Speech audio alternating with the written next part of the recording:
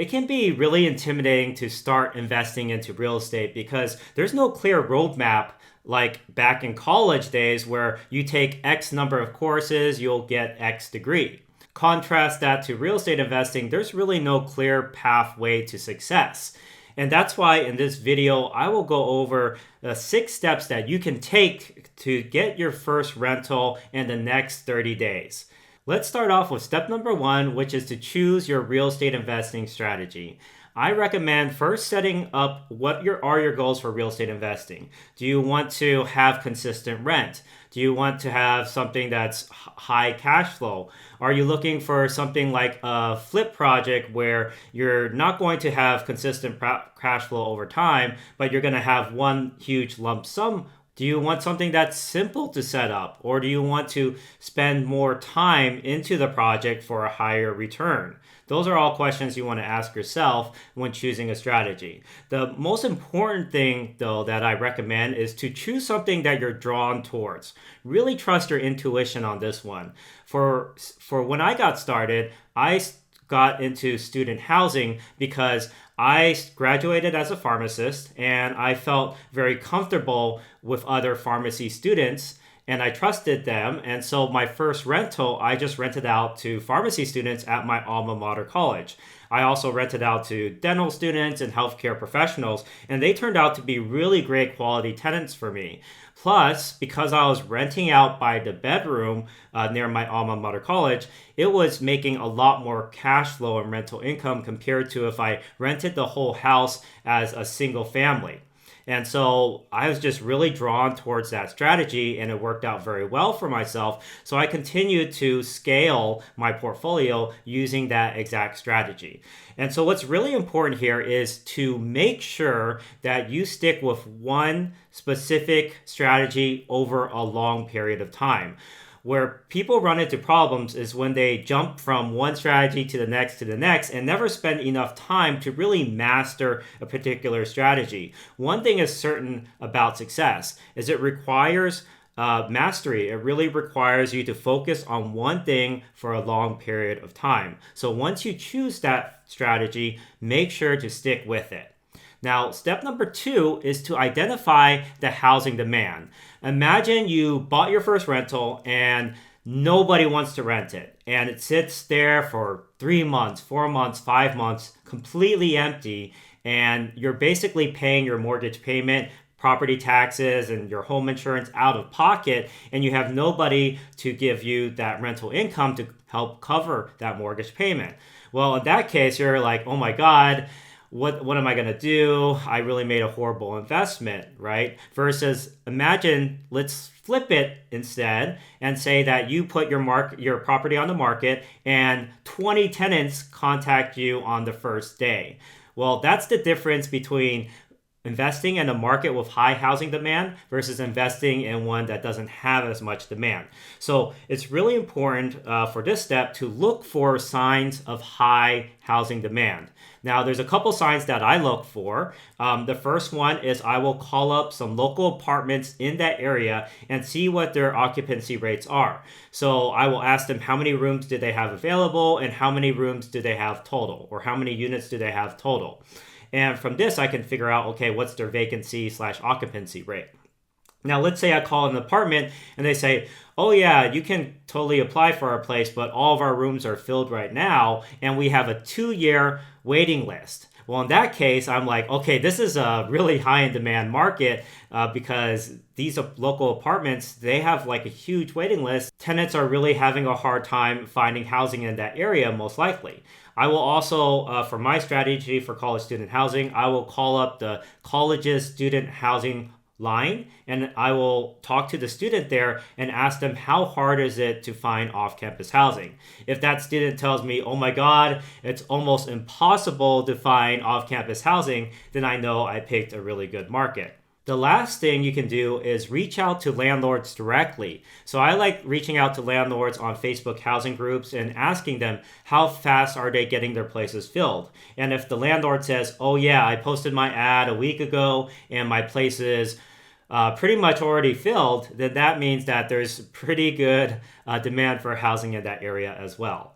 So look out for those signs because that can really determine does that market have good housing demand or not. And that the more housing demand you have, the more likely you're going to be highly profitable on that very first rental. Now, step 3 is to define your why. It's really important that you have a strong why that overshadows your fear because we all have this fear in our heads that what if we fail? What if we lose a lot of money? What if we waste our time? Our why has to be so big and so important to us so that we overcome those fears and we basically conquer those fears because our why is so strong. So for me, my why was that I never wanted to rely on one other person for my income. And it sounds pretty simple.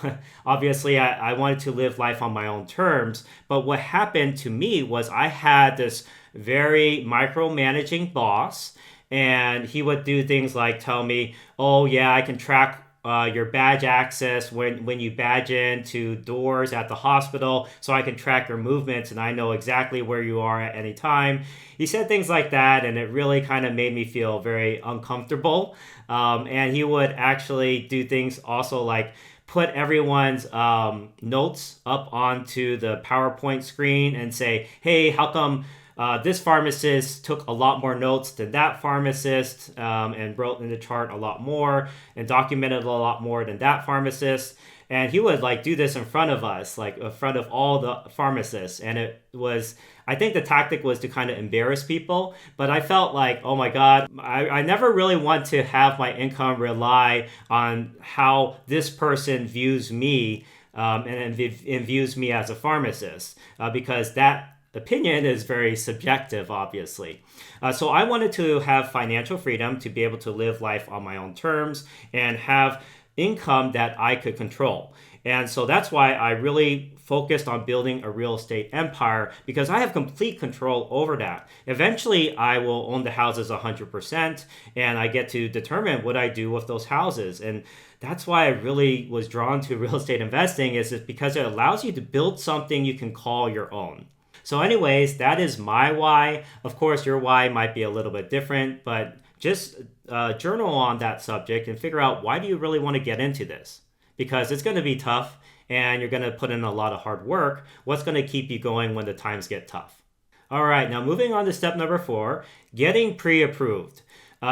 This means that a lender will tell you that, hey, based off of your financial situation, you most likely can get a loan on this property in order to buy it.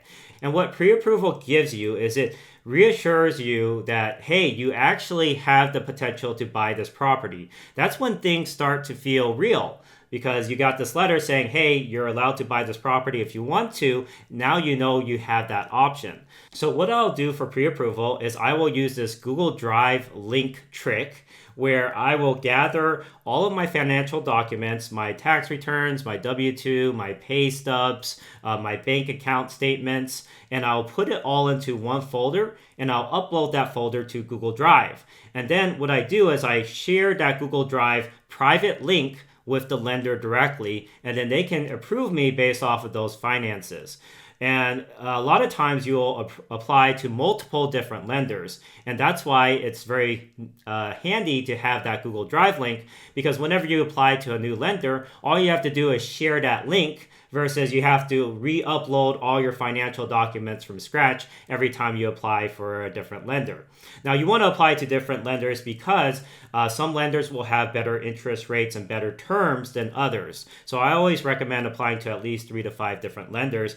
But as long as you have that pre-approval letter in hand from one of the lenders, you can go ahead and put an offer on the property. Now, step number 5 is about 2 to 3 weeks into this process, you'll want to actually tour the properties yourself.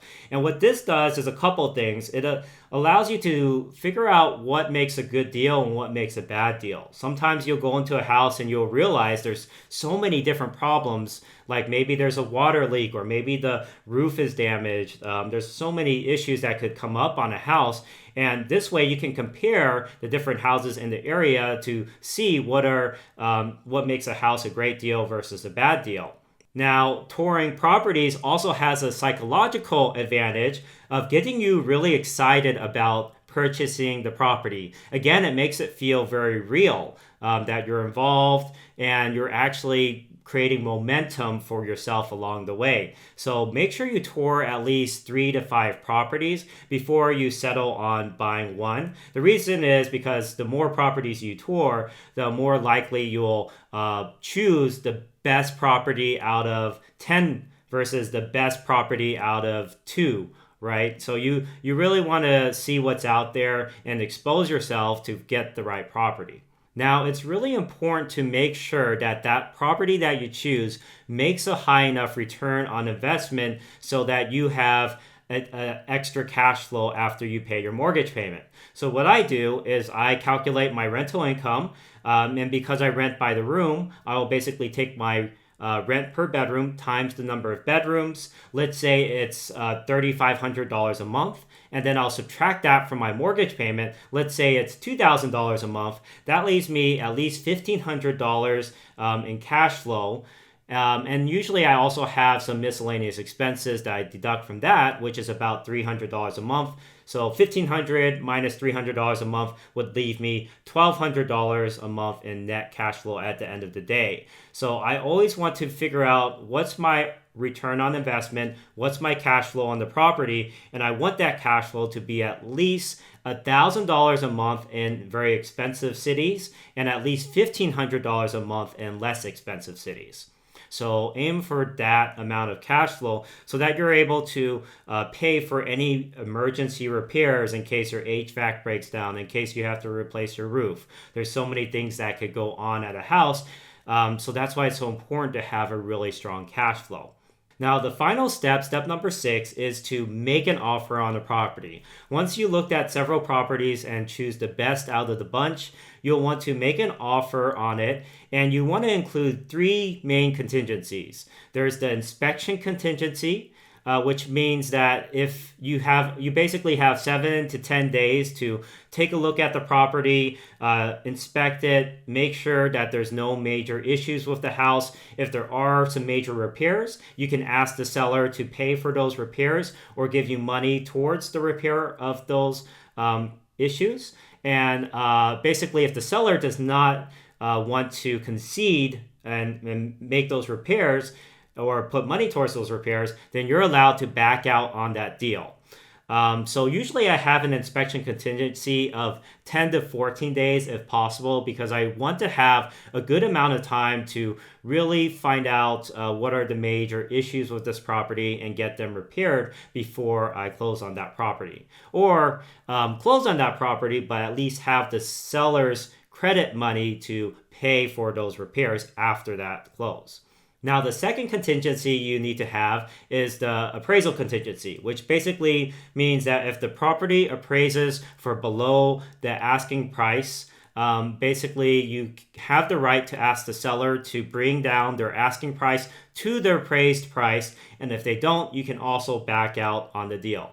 And then finally, there's the third contingency, which is the loan contingency, which states that if you are not approved for a loan, you're allowed to back out on the deal. So make sure you have those 3 contingencies in place because they really protect you in the case of having issues at that property, and it allows you to back out on the deal if it turns out that the deal stops making sense after you do your inspections and really look into it. So those are the 6 major steps you need to make sure to take action on in order to get your first rental in 30 days. Hopefully this roadmap helps you guys out a bit. And if you have any additional questions you want me to elaborate on one of the steps, please go ahead and put your questions in the comments down below, and I will get back to every single one of them. Also, don't forget to like this video and subscribe so they can help reach other people who are really struggling with getting started in real estate investing. Thank you so much for watching, and I'll see you on next week's video.